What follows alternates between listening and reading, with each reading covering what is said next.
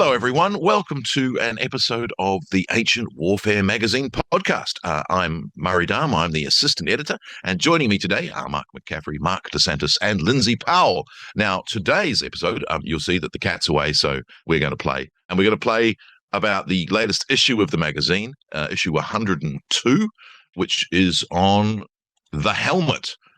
Which obviously is a wide-ranging topic across all ancient warfare, from its very earliest to its very latest times. Made to Save Your Skull was the subtitle of the magazine. Helmets in the ancient world is the topic. So lots to discuss. We've got questions from viewers to bring up. Anyone got any preliminary comments about any helmet issue that they wanted to? There is, Lindsay posted a link about the fact that only yesterday, a new helmet was discovered, a bronze helmet of the Hittite Empire, which is fascinating and very rare. So it's wonderful to see. It missed the magazine by weeks, but it's very cool to see, new helmet discoveries being newsworthy. But we'll be reporting on it in issue 53. There you go. Nice. Let's have a look at some of these questions that we've been asked. Ryan has asked the questions. Let's start with this one. Strange thought, but do most examples of helmets, of which there are a few, come from burials or memorials? If so, do they represent the least effective or desirable helmets since their wearers died and the helmet wasn't salvaged? From my understanding, which is not based on any numerical computation, but there seems to have been many of these helmets have been found in rivers. And initially, you might have thought that these were lost as an army was transiting the river, it fell off somebody's pack, but it may have been instead an offering to the god of the river, especially if the bearer of the helmet obtained a new helmet and somehow made as that sacrifice or offering the old helmet that was no longer necessary. Now, whether that bears is substantially true, it's difficult to know, but it is rather remarkable how many of these helmets have been found inside in rivers and were dredged up centuries later. So I'm going to throw this in. One of the largest collections of helmets is in the Olympia Museum in Greece. And by definition, Olympia is the famous competitive place. So my guess is a lot of those helmets were actually given as offerings by either victors or competitors. So it wasn't connected with burial, it was connected with victory and prize giving. And thanks to Zeus, primarily. That's what I'd say. I mean, Olympia is more than just the athletics festival. The athletics festival was part of the religious function. So it's religious dedications in general. Well, what's interesting is that apparently the range of dates is something between 200 and 300 years. There's literally about 100 and something helmets in this collection. So many, they have to keep them in a storeroom. And if you go to a place like Reddit and things, you'll see that people go in there and it looks like someone went into a Home Depot or a B&Q and they're just roll to these and pick one, respray it, but they're all in great condition. This is the thing. And any other museum in the world, one of those helmets would be like the centerpiece. And here's Olympia with like shelves of them that aren't on display. Absolutely. Yeah, absolutely. Look, I think the dedication thing and the upgrading thing is a really interesting aspect of helmets, that you get a better one or you get a more flashy one, and what do you do with your old one?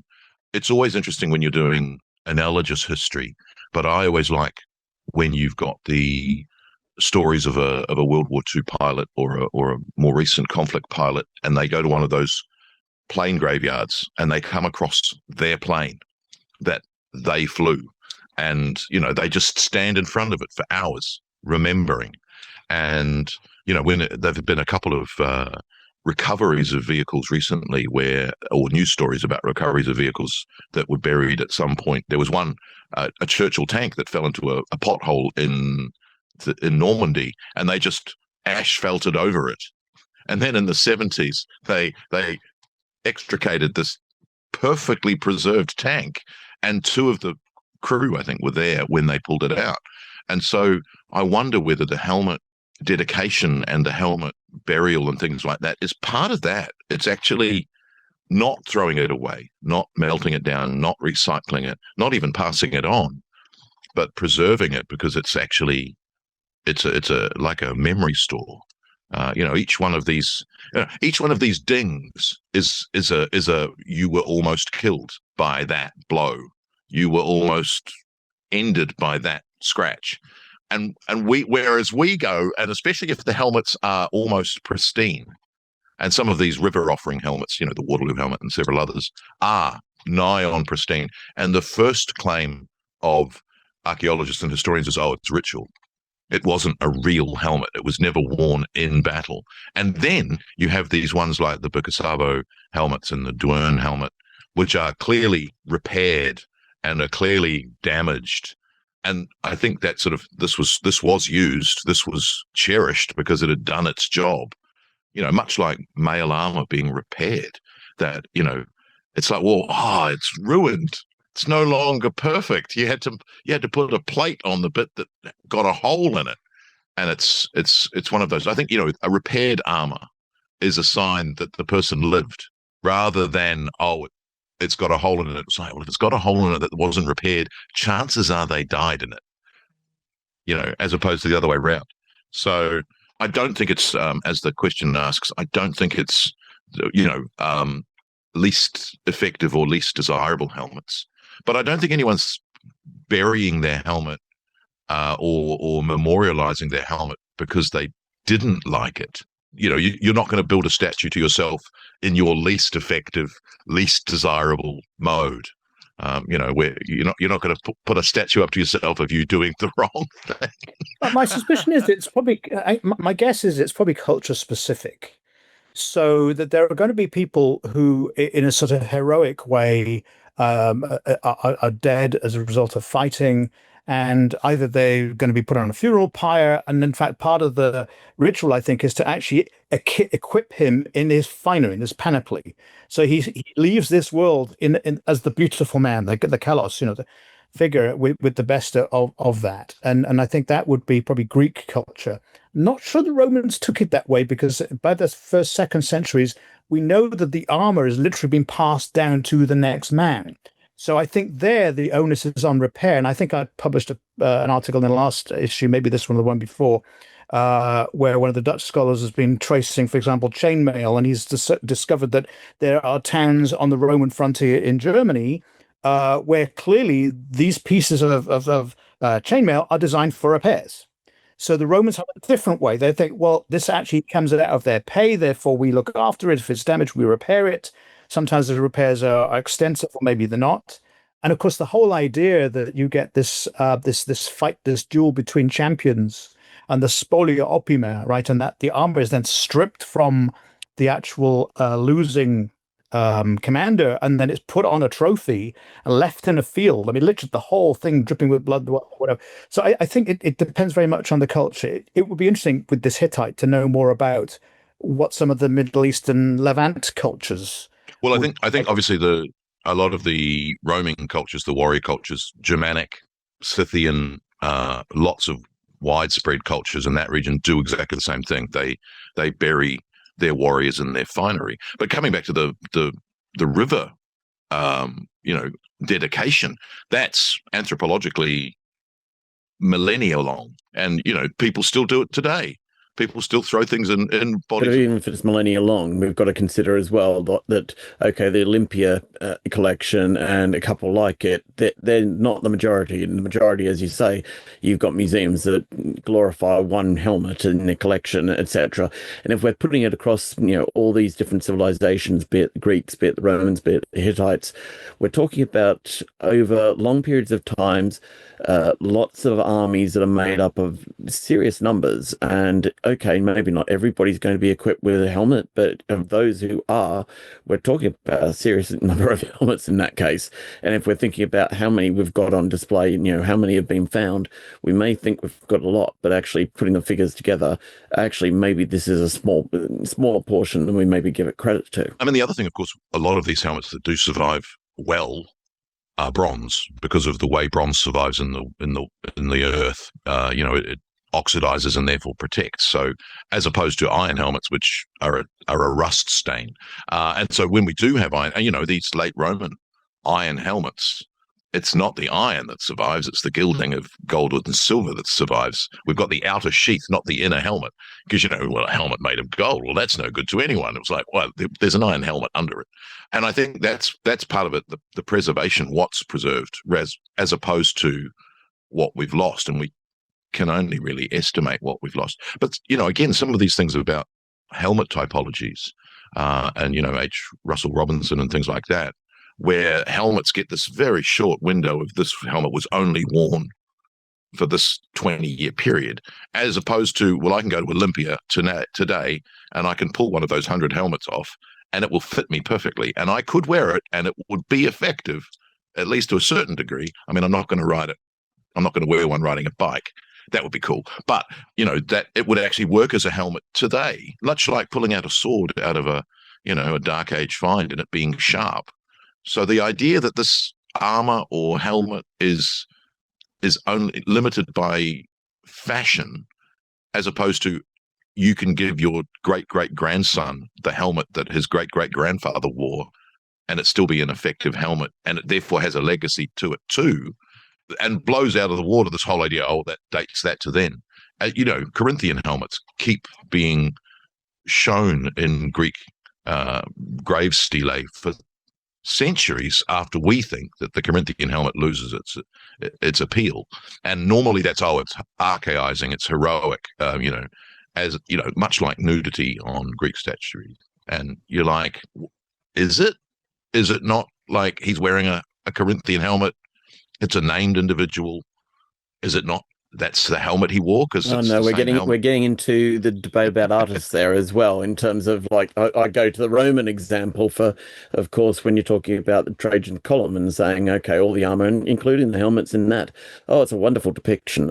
It's his Dacian wars. Let's take that as it's a reliable source. And yet the Adam Cleese monument that's made for the same purpose is showing different styles and different of armor, including the helmets. So again, is it the artwork that's being made in the city for the city audience who aren't au fait with the intricacies of armor that's in the field, or is it the monuments being made in the field for the people who have seen the armies on the march time and time again? So there is that element of, is that what artistic styles are getting in the way of actually giving us information about these helmets? Well, getting away from helmets, of course, one of the things with Trajan's column is the shields are tiny. And the idea that the artistic impetus behind that was like, oh, well, I don't want to do them real size like they are on the Adam Cleese monument, because I get to see less people if I make the shields actual size. So they're these tiny little ineffective things. Anyway, but that does tie in. I'm going to jump a question because of that, ties perfectly into our third question from Ryan. Have there been any attempts by modern researchers to try to determine if changes in helmet design appear to have been due more to construction concerns or actual safety improvements? I know it's debated whether the Dacian falx led to Roman helmet design changes, for instance. And I think you've got something for the show and tell, haven't you, Lindsay? A couple of points then, really. So as speaking of someone with a reenactor background, there are people who are purists and will try and do literally like spin the metal helmets, in the way that they try to replicate an ancient process. And one of the interesting articles, actually, I just had a scan through it, explains the construction of helmets. In fact, some are spun, some are hammered. And the example I've got, for example, which if you can see on television, which is the Imperial Gallic G, I think which would also be a Weisenau. Weisenau, yeah. We don't use that. We don't use those terms anymore. Aber. So, for example, this is actually made in 3 parts. So most modern reconstructions there'll be 2 halves for the skull piece, and then the neck guard is a separate piece welded on. So there are 3 pieces. Now, I think a Roman craftsman will be appalled at that. They would actually say, "What? Are you a craftsman or what?" Because I don't know what percussion welding was like, and they certainly didn't do MIG and TIG welding in those days. Those are modern types of techniques.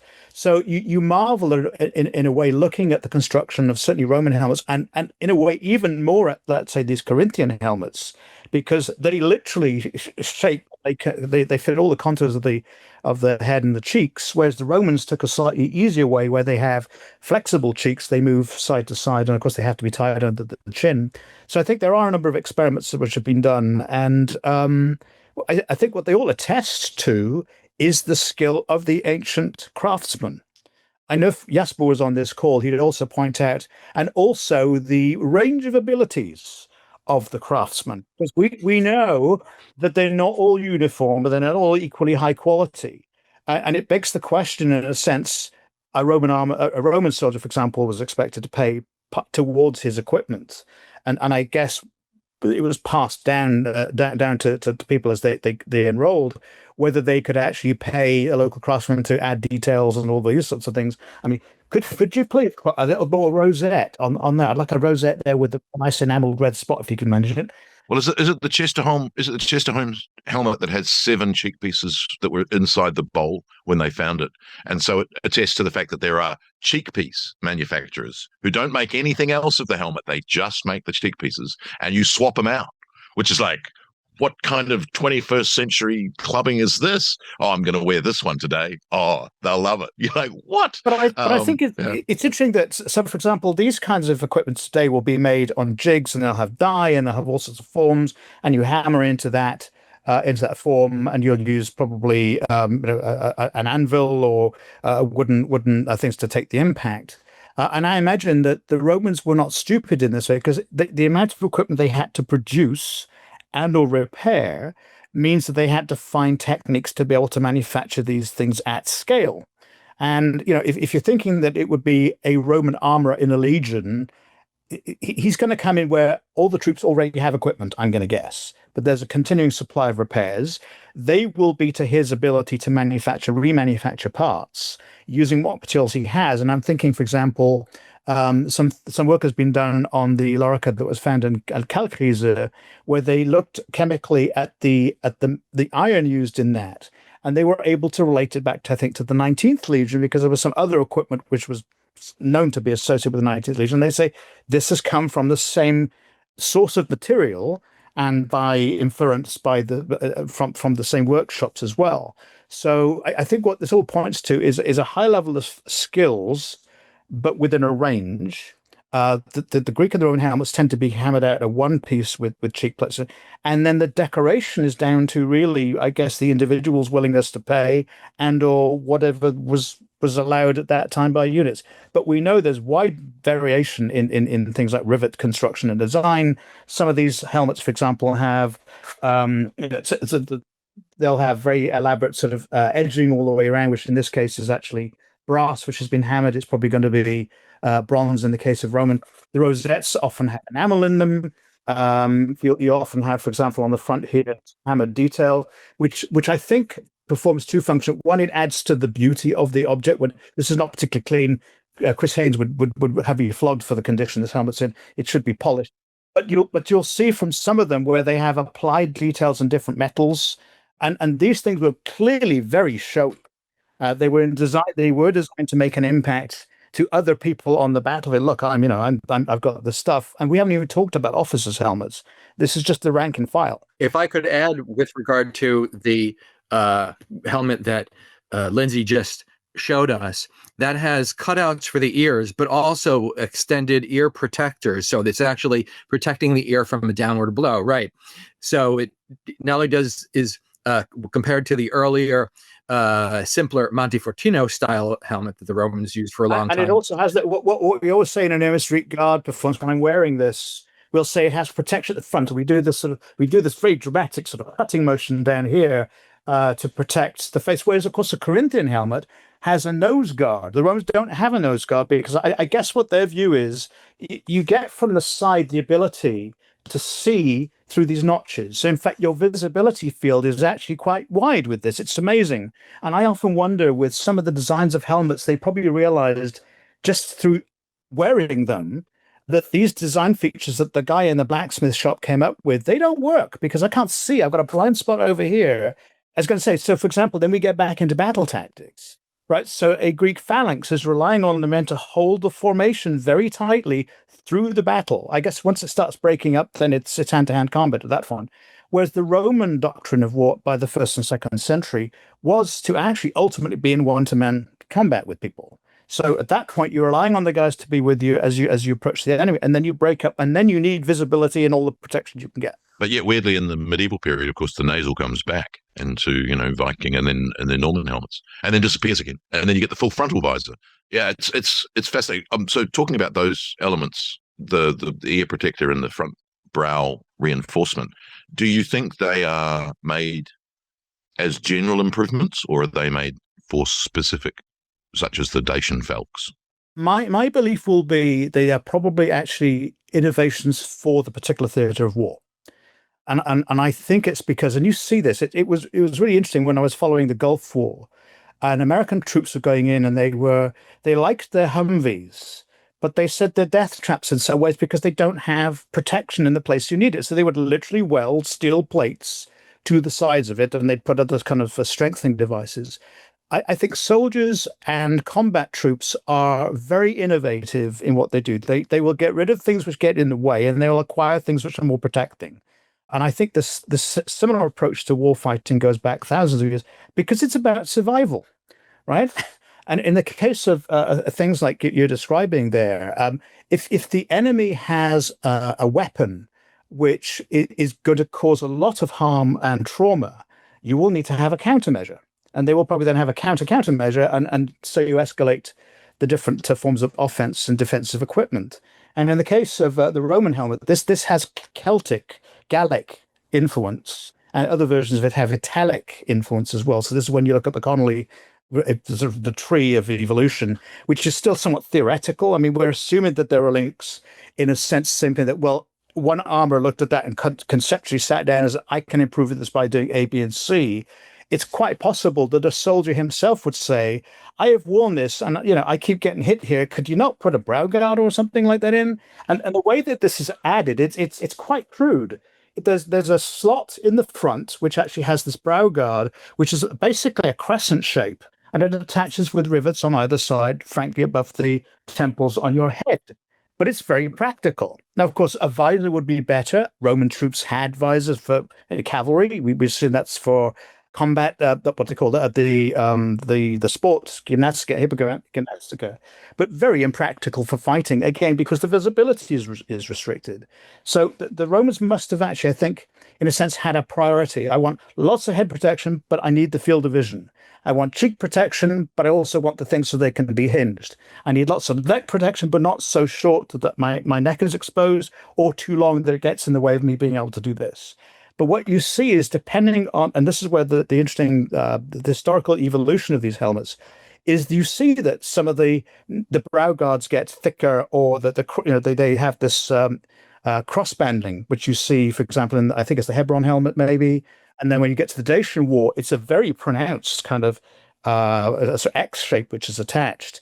And these are all, I think, constructive responses to particular offensive conditions. You've also got the neck guard that gradually evolves itself and probably is based upon how the soldiers are actually standing in that, in their attack position, whether they're in a crouch position or whether they're actually more upright. And it does get sort of longer, but really to an extent where it's actually going to prevent you from actually being more in a crouch position with the head couched back or anything. So, and I think that you touch on something very interesting there. I think the temptation is to look at these things in isolation. When you're in a reenactment, you begin to understand that things function as a system. So, for example, the scutum, which we just talked about, in the 1st and 2nd century AD, is this sort of rectangular shape, but it seems to have evolved from an oval shape with a curvature to it, which went maybe from a round hoplite type shield, but then it evolves to be the complete flat shield, which is really quite interesting. But the rest of the body armor is also evolving with those sorts of changes. And I think it comes down to, again, those things you just mentioned, so that if you're carrying a very flat, round, I would almost call it a barbaric shield, and you've now got a very long kind of sword, because now you're using a different kind of the spatha. Yeah, exactly. The helmet by that time is almost like a sort of riveted together set of 15 pieces, and it's not terribly attractive, but it's functional for the doctrine of fighting at the time. And I would imagine a lot cheaper. It's also faster to produce, like your helmet, where the bowl's in two halves, and then you put a ridge between them. So there's an article in the magazine about the evolution of the ridge helmet. As you know, I think it's fascinating. I think that because we sit there and we go, this is a practical improvement on the helmet. When. And I think the problem that we've got, such as the Dacian Falcons and the blows, and yes, there are examples of these helmets from the Trajan's Dacian campaigns, but they're not the first Dacian campaigns. There are Domitianic Dacian campaigns. Why not innovate then? And then, like we say with the Lorica segmentata, where we say it's a mid-1st century AD innovation. You're like, why then is the best preserved example date from AD 9? In the Calacrisa. My tuppence out halfpenny on this is, again, that we tend to think about, okay, I'm talking Roman, and please come back at me with the other periods, is we tend to think about the Roman army as this monolithic force. The reality was it was provincial armies. It was the Mauritanian Guard, Exarchatos Mauritania. It was the German army. It was the Mysian army. And it had the legate in charge, who was going to be the legatus proprietore in charge of the province. And his responsibility was all of those units within that province. And I think when you start thinking in terms of these groupings of armies, and you've got probably officers and people transferring within those kind of groupings, you can see why, this works very well in this unit over there. I think we should maybe replicate it and start adopting it over here. And certainly you're right. I mean, Augustus had campaigns on the Danube up in the sort of Dacian area, and they were not successful. But I think as soon as they started to build large invasion forces under Trajan, for example, they would probably sit down conceptually and say, okay, what do we have to do to win? And the winning is going to be not only a strategy, we'll invade from this point and do this, and all the logistics. It has to include combat doctrine and actually ultimately the armor that these people have. And this is the frustration, I think. Our sources don't talk about this stuff because it's not interesting to them, and it's absolutely riveting to us because we want to know the functionality of things. And I think all you can do in a way is look at analogs from modern day or Napoleonic War or whatever. I mean, Napoleon taking his army to Russia it sounds like a disaster because they didn't really prepare for the Russian weather in the same way that Hitler didn't prepare for Stalingrad and the rest. They thought they were going to win. They didn't need to worry about these things, and history proved otherwise. I mean, it's interesting also. I think, when you look at the manica on the arm, again, it's said, oh, this is from the Dacian Wars, and he's like, but the best example predates that. So it's brought in earlier, and then, we should adapt that and adopt that for this campaign because it worked so well in that campaign. And I think it's interesting how, again, a single find, and we now, rather than italic G, it's the Wiesenau helmet or whichever, it's a single example, which names the type because of the find spot. That's not what any Roman would have ever called it. It would have just been a Galea. And they wouldn't have gone, it's that kind of Galea. No, it's a helmet. Here's your helmet. I don't like this kind of helmet. I want that kind. I want a neck guard that's deeper. No, this is the one you get. And I think that idea also of the uniformity, which we've talked about before, you're going to get a whole range of helmets across a unit because they're not going to all be built at the same factory at the same time. They're going to be repaired. They're going to have ongoing things happening to them. So the idea that you've got, and again, Trajan's column, not everyone's going to have the same style of helmet. It's going to be a whole range of helmets, especially when you have to pay for it. And I think that we know from the decoration, you get very fancy all the way through to very mundane. Might there be an exception there, though? In terms of, it comes to mind as you're saying that, and I'm sort of thinking the Legion of Laude, who supposedly one explanation of their name is actually the decoration of the helmet, which might suggest an isolated situation, but maybe one example of some uniformity to a certain extent being represented on the. Well, I mean, we get that in other decorations, the lambda on the shield, for instance, of which there's very little evidence. But is a lambda, or is a lambda, you have to have a lark on your helmet because we are the larks. You've then got, I'm going to spend my entire pay on a silver lark. Well, I'm not spending any money on that. It's a helmet. Give me a brass cutout and I'll bang it on. Easy. So you've even there you would have variation. And again, as Lindsay points out, our sources don't go into that. They don't tell us that. I think there's when Ammianus Marcellinus describes, is it Julian losing his helmet or someone else losing their helmet, and how intricately decorated it is. And this is a ridge helmet later in the 4th century. And yet the surviving examples that we've got are not decorated with gems. They're decorated with glass cachepot, I think they're called. So they look like gems, but they're not gems. They look expensive, but they're cheap.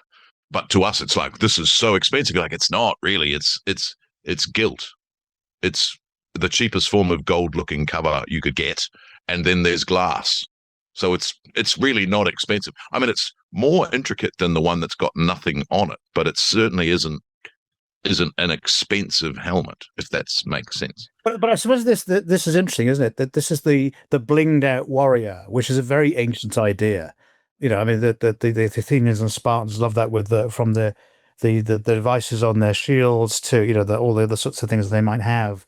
And if you dress in a way that makes you feel good, or like a real world-class warrior, that's maybe how you will function, when the moment comes for you to actually perform that. And also the stripping of arms and the upgrading of armor, wearing Achilles armor and wearing other warriors' armor or helmets on the field is all about upgrading and blinging and but also showing prowess. That idea that you wear that helmet to show that you defeated that warrior, much like Torquatus. He takes a non-Roman neck torque and wears it to show that who it is he's defeated. And then later in the migration period, you get the idea of arm rings, that you show how many warriors you've killed by wearing arm rings, which is, again, notches on a belt or marks on a plane, or all of that sort of stuff is nigh on anthropologically universal. I wanted to talk about ridge helmets because we talked about them briefly, but that idea that a brow protector, for instance, when you then get the beginnings of the ridge helmet, which comes in the 2nd century, they're in the Sarmatian cavalry on Trajan's column, where you have a number of panels. I don't think it's quite 15, Lindsay. I think 7 is the most sections of a ridge helmet, but normally 2 or 4 is the most common number. And there's a ridge at the bottom, which holds the base of the plate, and then brow bands, which basically cover them as they are put together and riveted together. That's not necessarily protection, unlike the bowl helmets, which get a brow band added. That's part of the construction. And I wonder whether this actually does both. This actually is both more protection and quicker, cheaper, as opposed to, it's got to be a particular way. And those helmets have to have a knob at the top to hold all the segments together. Referring back to the reenactors, I wanted to sort of pay tribute to reenactors who often spend their own money to find this stuff out. By the way, I know there's factories in India where you can now buy some of this stuff off the shelf, and even they are improving the quality of the measure. But if you look at some of the better reenactors around the world, I'm thinking in Poland and across Europe, all the way across the famous Elm Street Gala, which I'm a veteran, that they have made real efforts now to not only just to make the armor that they display as authentic by basing it on a real model, and they can say, well, this is based on the museum example or something. It is that they also point to that variety. So there's less uniformity now in these groups of reenactors than there used to be, which I think does the representation of history much better. And enables people, I think, in the audience to much better visualize what an army would be like. Because we are lulled into the idea now that uniformity, we talked about this lots of different times, but in terms of helmets, I think it's interesting that people realize that there are different decorations, and his are highly polished, and this one's made of bronze, and this one's, why is that the case? And it gets you to have the dialogue with the audience, which is really trying to inform people. I mean, bronze is fascinating because, of course, we think bronze single.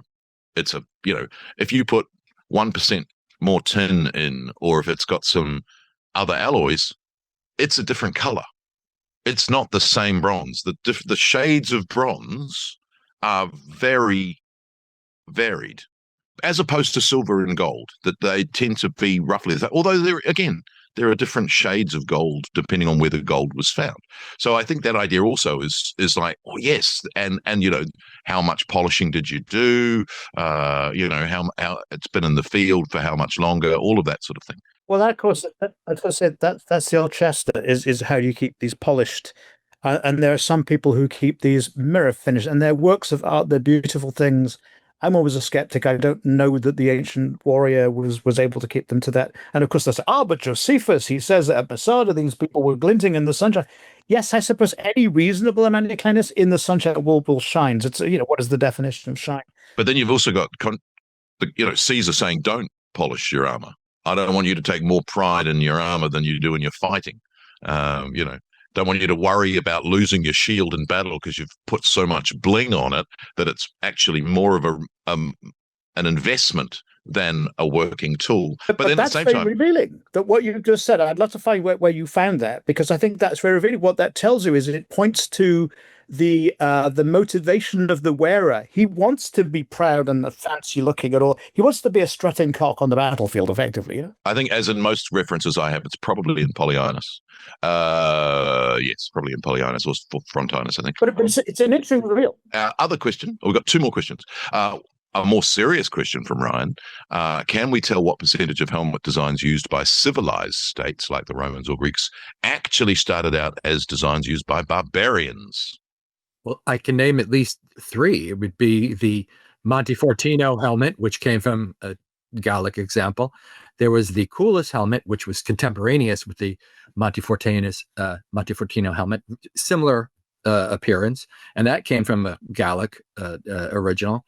And of course, there's the Imperial Gallic, Imperial Italic, which came from the presumably Aginport Gallic original. So the Romans were basing several of their helmets on Gallic examples. They were not reluctant to adopt the weapons and armor of any opponent they encountered. Well, the later ridge helmets are Germanic and Scythian and others that they again do the same thing. Oh, that's a good helmet. Let's take that, which I think is one of the strengths of the Romans, the ability to adopt and adapt.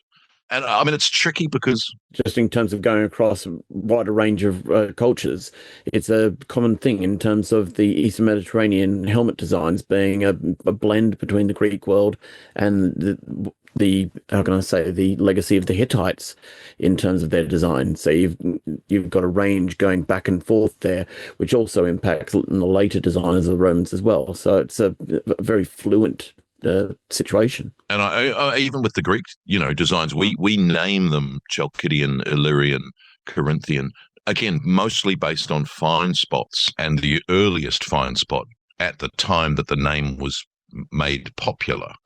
So, no Greek is going to call it a Corinthian helmet. No, or an Illyrian or a Chalcidian or a Boeotian helmet. We call them those. And it's hard to know where, because again, you've got these bronze helmets that come through in literally in the Bronze Age, and then they're adopted. So, this Hittite find that's just been published, that then leads on to the Urartian helmets, which then influence the Assyrian. And so you do get this perpetuation of, oh, that's very good.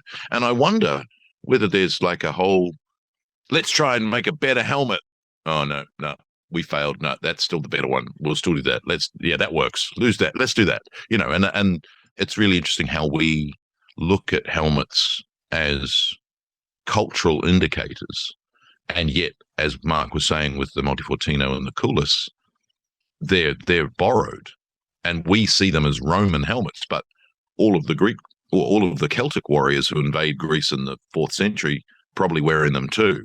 And we know that chainmail originates with the Celts and then is adopted and adapted later. So it's very tricky to go, that's it, that's the one, as opposed to, oh, I'm going to borrow that from somebody else, and then 2,000 years time someone digs it up in your backyard and it gets named after you. You're like, wow. I think there's an interesting vector here, which is, for example, so when these big campaigns are set off, for example, the Gallic War under Caesar, and you mentioned the Alaudi, so he actually sets that up. These men have to be equipped from scratch, and presumably someone produces a bill of materials and said, I need them like this because Caesar's paying. right? And he wants all these things made in fact. So they've got to do those things. And similarly, when you get to the Marcomannic Wars, I mean, they're going to be equipping new units and so on and so forth. So somebody is making decisions about what equipment these people are being issued. Yeah, and it's what if you got the dud? What if you got the bad? We were talking before about a range of skills, but what about a range of corruption? What if you've actually got the poor metal, bad, oh yeah, I'll give you 1,000 helmets. Yeah, where's my money? Oh, excellent. Now whip them out. I don't care how bad they are. And then you're one of what is it? The Marcomannic was it 12 legions or 15 legions? Recruited using, he relaxes all of the recruitment rules. So they need all of this new equipment for these people. Part of that, like when a legion is decimated and you've even if you've won the battle and you've suffered huge casualties, the poor old remnants having to march back with wagon loads of Roman armor and helmets, wash it off presumably, and then when you get the new recruits, like, here you go, this one's got a tooth in it. Oh yeah, no, you're right. You can just imagine the recycling. So to that point, I mean, if you read Cassius about in the piece about the Bar Kokhba War, he talks about how the Jewish armorers, as part of the tribute that they're having to pay, is to make swords and various pieces of equipment, and they deliberately make them substandard so they can actually keep them and hold them back, and that's what they use supposedly to equip Bar Kokhba's warriors, rebels in this particular case. That's one of the very few references you get in literature how actually armor equipment is made. But there's this idea there's an acceptable standard, and below that is rejected. Or I was thinking of the Goths when they cross over the Danube in 376. That in one of their first battles, they're unarmored because they had to hand over their arms at the border, and so they charge the Romans with clubs and whatever that comes to hand, and then they armor themselves from the remnants of the Romans after they win the battle. So again, part of that probably, and this is probably a Roman barbarized image, they're putting on a helmet of someone that they just killed, that maybe they caved in their skull with the helmet. They're putting on a dented helmet, whack out the dent and go, yeah, this one. But part of that is also the display. It's still dripping with blood of the victim. And then the next battle, you've got the dried blood of your previous victim, and you're wearing that. You're not shining it. You're showing, yes, this has got the blood of the last Roman I killed still fresh on it, which is just as intimidating as an image as, wow, that's very shiny. Aren't you Flash? Hang on, I'm going to bring in the last question. This is from Jason. Deflection or compression absorption of the blow is the purpose of a helmet. Inquiring craniums want to know. Pure speculation. I think that a helmet, whatever its defensive value, if an opponent got a very good shot on you, you were probably going down. So whatever its purpose was, I think that generally speaking, helmets were meant to prevent lesser force impact. All right. So if we analogize to, say, the Second World War, no helmet given to an infantryman was going to stop the speeding bullet directly, but it might prevent maybe shrapnel from taking out a soldier, something like that, or some sort of deflect a shot or what have you. And I think it's very similar. I think that the helmet also with the neck guards was meant to prevent not an arrow fired directly at a soldier, but rather the ones that rain down upon them from above. So that's the best answer I can give. I don't think that they were thick enough or what have you to actually stop anything of real seriousness. So I would say that we've got to look at I think we look at these helmets too often in a museum situation as they are and not really think about, on the one hand, what's actually going on inside them in terms of what is actually cushioning the head inside the helmet. And so on the one hand, that that's going to play a part in terms of cushioning a blow. You've also got to, if I go back, and we've been talking a lot about Romans, a little bit about Greeks, if we go back to the Mycenaeans, there's the term tetraphalon, I think it is, that is used to refer to, and here it's being used in Homeric poetry as well, to refer to helmets. Now, some of our sources translate it as, I believe, four-horned, which makes it sound like something like one of the cavalry saddles or something. But another translation for this tetraphalon is going to be four-layered, and there's a reference in Homer to I'm just trying to think who it is. It's not Achilles, Hector, I think. I'd have to check this.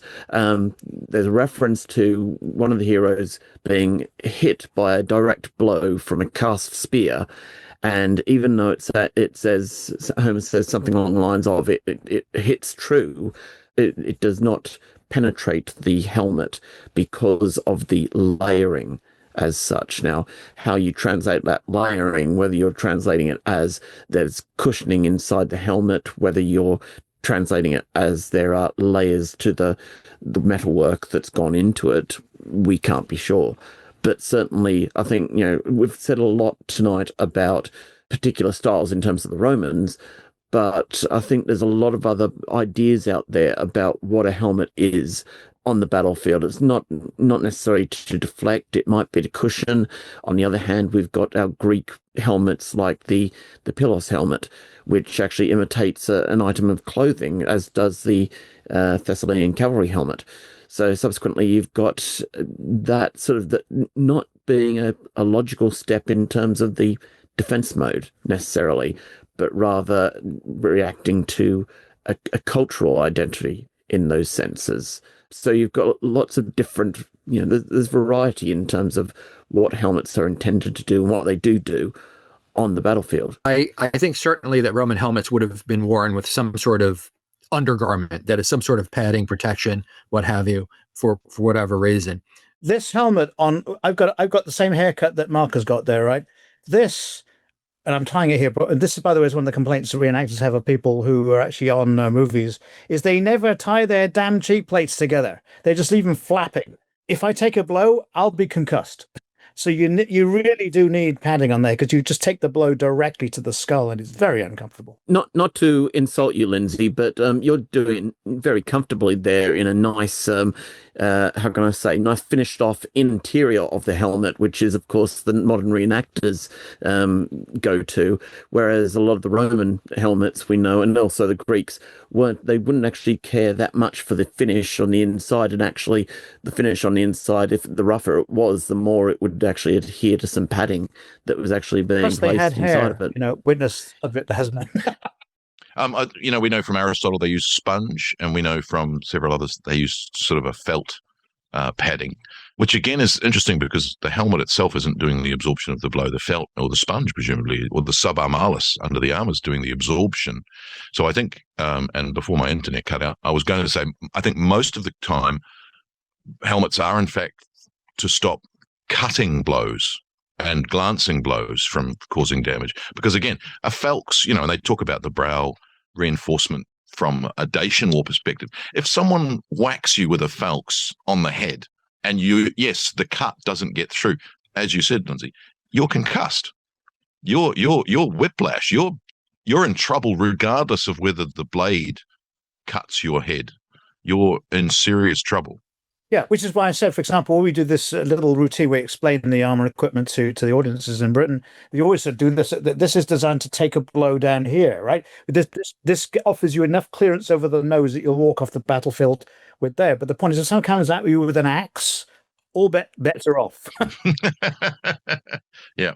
Look, and I think it's funny because they are ubiquitous. That helmets, cheap helmets, the Pylos helmet, obviously from a Greek perspective, is we think something that comes in, probably it's before the Peloponnesian War, but it certainly comes in massive numbers in the Peloponnesian War. It's on lots of the funerary depictions because it's cheap. It's one piece metal. It's, but then we also get in the Hellenistic period decorated Pylos helmets, and some of the surviving examples have a wreath hammered into them as decoration.